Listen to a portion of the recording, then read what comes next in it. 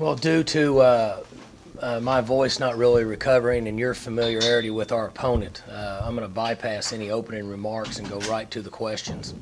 I know that surprises everybody, but I thought we'd get right to it, try to save my voice a little bit, and I'm sure you guys know a lot about the team we're playing this week.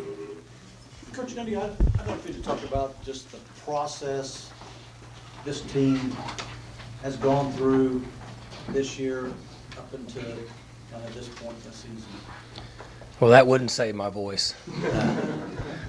It's been an unusual season, but very gratifying for our coaching staff, myself included, our players.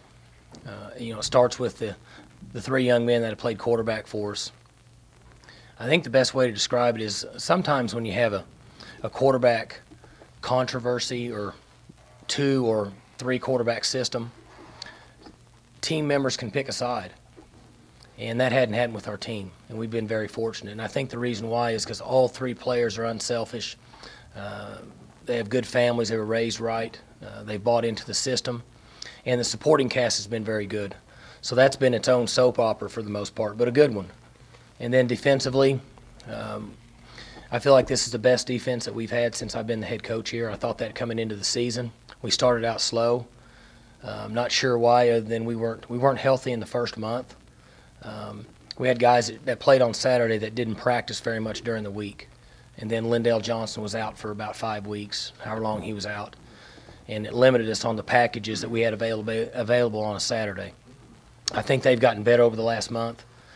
Their chemistry as a group has been very impressive in my opinion. And then in special teams, we were just okay, and we played very poor at Kansas State. And then the last couple of weeks we've been better. So the coaching, the growing that's taken place with this football team has really been an enjoyable experience for our staff. One follow-up question. I felt like the Texas Tech game, I mean, every week's important, but I felt like the Texas Tech game was very pivotal for the Cowboys because you'd go to Oklahoma, to Baylor to close out the season. Do you agree that it was a really pivotal game? It was, and I think that when you play at home, you really have to take advantage. Percentages will tell you that. The history of the game will tell you that you have to take advantage of your home games. Going on the road and playing Oklahoma, wherever they're ranked now, I'm sure they're in the top 10 or 12 of the country. And then we saw what Baylor was capable of last Saturday night. But we've gone through this now. We were on a difficult task here. We talked about it 5-6 weeks ago after that last open date that we were going to be on a really difficult run. I don't know how many teams we've played this year that have been ranked at one time or another. Somebody knows that.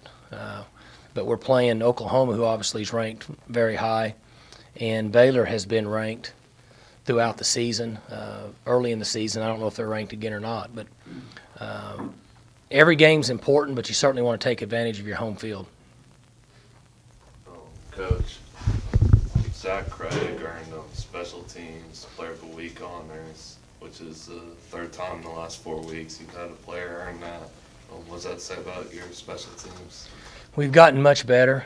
The players have bought into the system and in our game plan each week.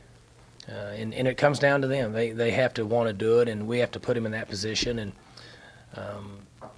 he did a really nice job last week. Obviously, blocking 2 punts is hard to do in one game, much less, or even a season for the most part.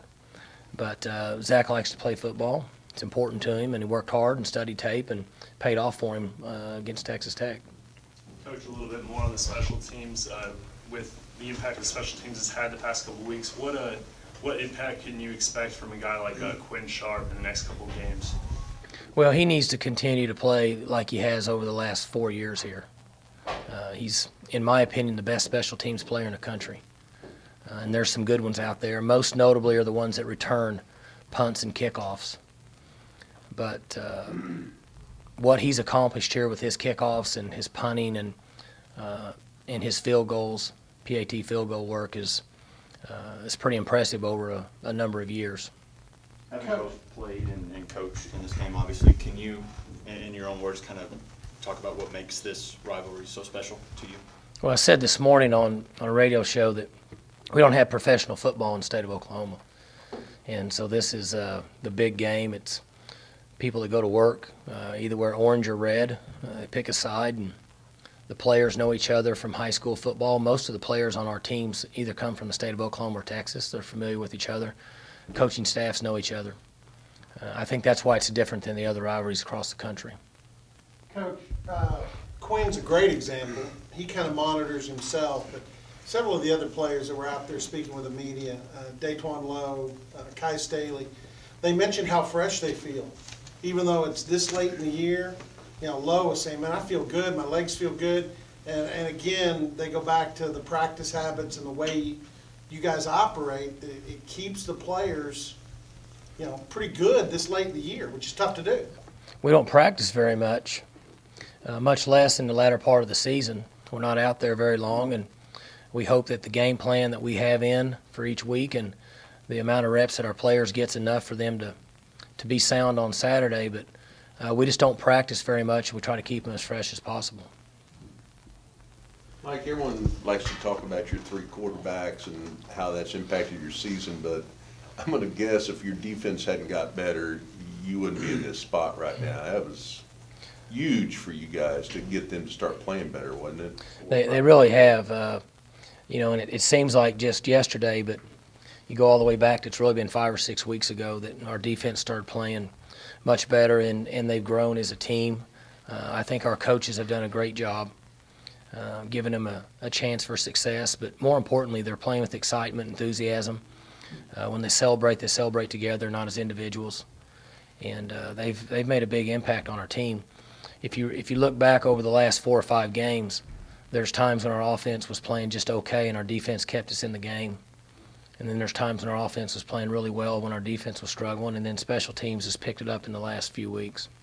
When you review on tape, how much of the improvement defensively has been tapping into the reserves and getting more guys involved? For instance, Ryan Simmons had a huge game out there on Saturday. I think it's really important. You know, Bill Young deserves a lot of credit for his ability to work in players' backups for the most part that really aren't backups for us because we like to play so many guys. But he wants to work them in to keep players fresh, not only physically but mentally. You said this was you're playing maybe the best defense in your tenure here. At the beginning of the year, is this kind of what you envisioned for these guys?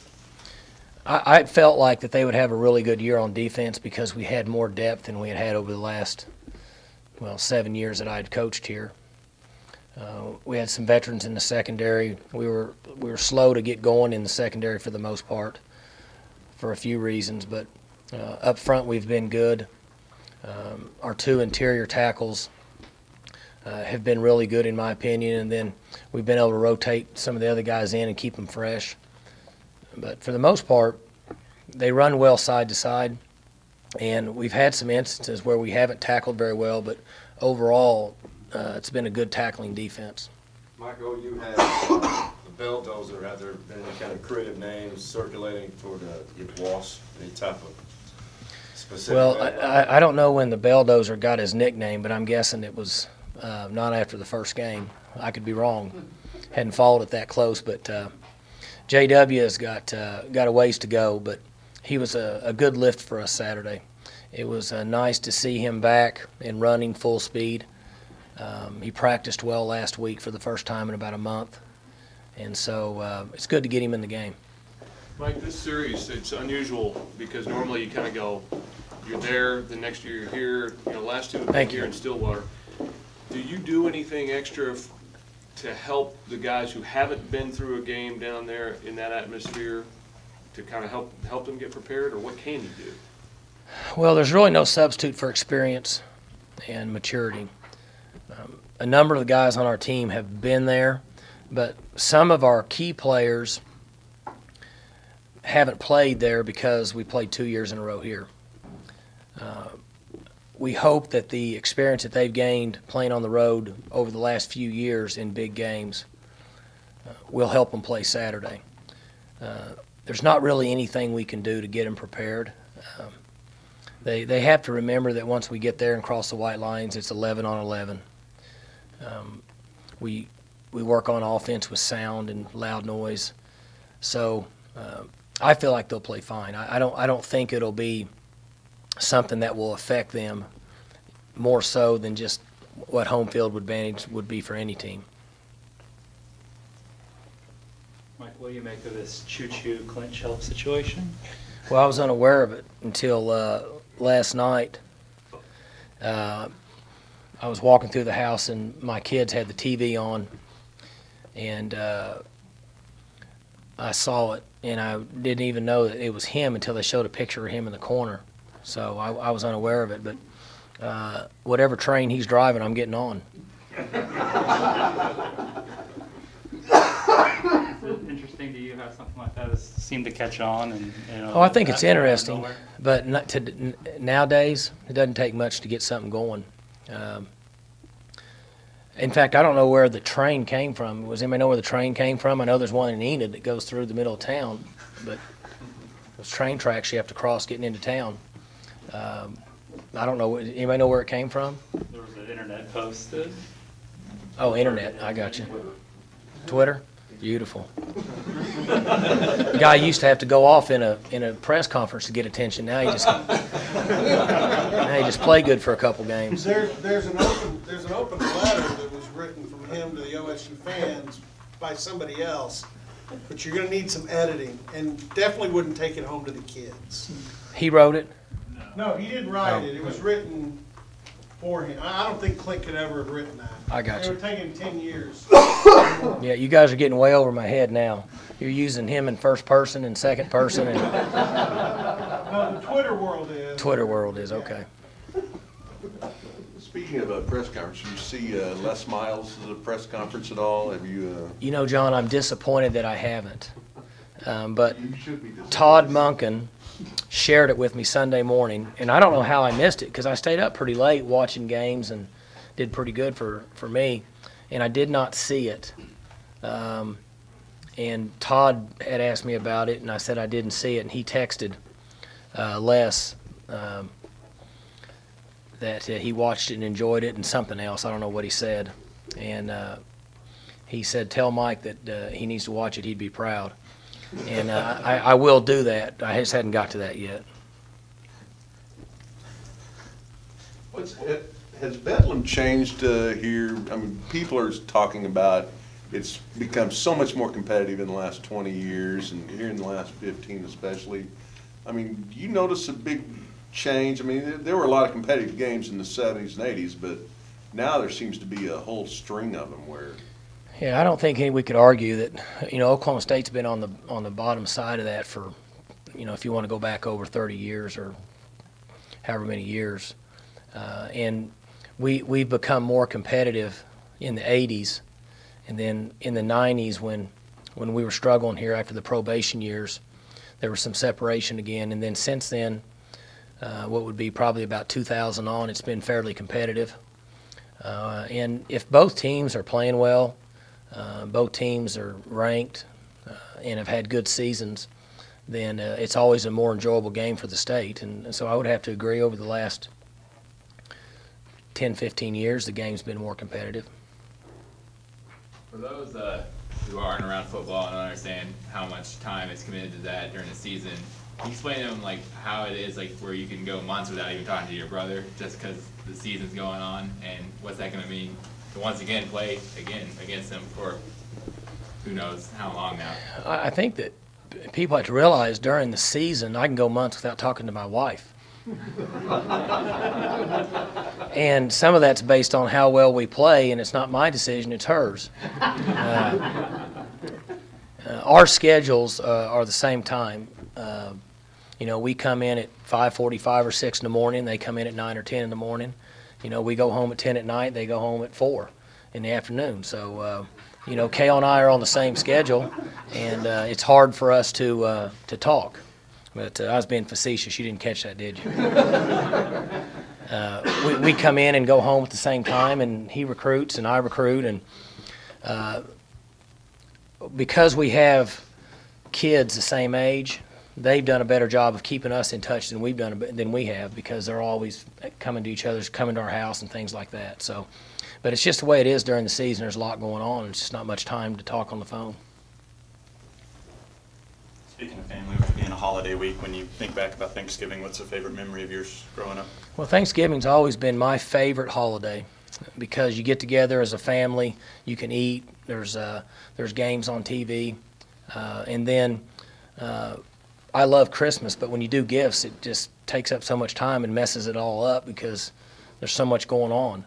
Thanksgiving, you just get together and enjoy each other and eat, and it's always been a special time for us, and you know, we'll have it again this year. In fact, it's going to be at our house, and so it's been, well, I've been coaching, been involved in college football for 25 years now almost, and so we've had 25 years of Thanksgiving, and even back in high school, it was during playoff season. So it's always been football and turkey.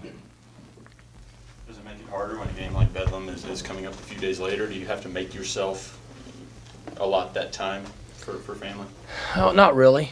We don't. I mean, there's only so much you can do, and when you get to Thursday afternoon, for the most part, it is for Oklahoma State. I don't know about Oklahoma, but our work is finished, and it's just a matter of finely tuning what we need to prepare for the game. And to a certain extent, if you can't get away for 4 hours, you probably got too much going on, and you got too many plays to start with. Is Thanksgiving one of the best days of the year also to practice football? Because when you're in high school, it's your goal to be practicing at Thanksgiving. And I know your practices usually in the morning so guys can get away, but is that a fun practice? I think so. Thanksgiving always means in high school you're making a run for the state championship, and then it's been Bedlam here for a number of years. You know, it just, for us in our profession and for you guys who follow it, you know, it's football and food. And there's never enough games on television. You know, you just kind of want to sit around and eat more food and watch TV. So it's always been a fun holiday. Do you like Bedlam on Thanksgiving weekend, or do you like it where it was last year? We had the weekend off and a week later. I don't know that it really matters. It's getting ready to go back to the way it was in the future, I think, with what future scheduling looks like. Either way, it's a fun week for everybody. For us, it's a week of preparation, and we have to get ready to play a game. However it falls, it falls. It really doesn't make a difference to me. Talking to quarterbacks, you guys seem to have a new fan favorite, you know, just the way it's worked out every week. Oklahoma's had the same quarterback for 4 years, but maybe underappreciated by some of his fans. Have you ever had a player like that, or seen another guy that's put up a lot of numbers, maybe underappreciated in his career? I don't think there's any question that, one, he's had an unbelievable career. He's had to have played in mid-40s or something. I don't know how many games he's played in, but he's got to have played in a lot of games because I don't remember him getting injured. And he's been durable, and they've had a lot of success. And when you stick around as long as he has, they're always going to find something wrong. They're always going to say, well, we wish we had this or wish we had that. And then when they depart, they'll say, golly, I wish we'd had him back. And that's just my opinion on that position. You see that a lot at the quarterback position. Good. All right.